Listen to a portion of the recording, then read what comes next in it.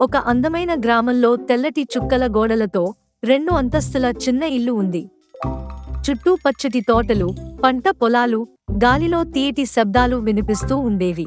ఆ ఇంటి చుట్టూ ఉండే వాతావరణం కలల ప్రపంచంలా ఉండేది. అయితే ఆ ఇంటిపై అంతస్తు గది మాత్రం కొంచెం చెదిరిపోయినట్లు గందరగోళంగా ఉండేది. అదే గదిలో ఉన్నది సమంత. చాలా తెలివైన చిన్న అమ్మాయి. పుస్తకాలు, పెట్టెలు తిప్పుతూ అక్కడ ఆమె ఊహల లోకంలోకి వెళ్ళిపోయింది.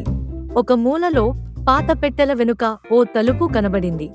చాలా కాలంగా ఎవరూ తాకనట్టుగా ఉంది.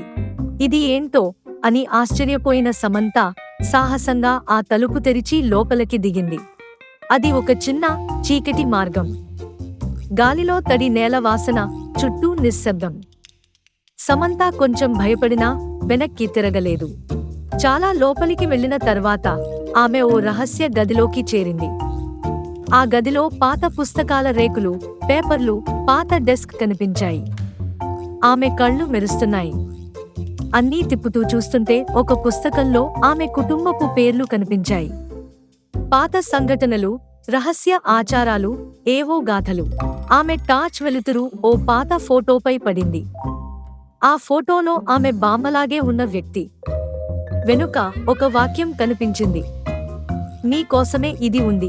అప్పుడు ఒక్కసారిగా నిశ్శబ్దాన్ని చీల్చుతూ ఓ మృదువైన గొంతు వినిపించింది.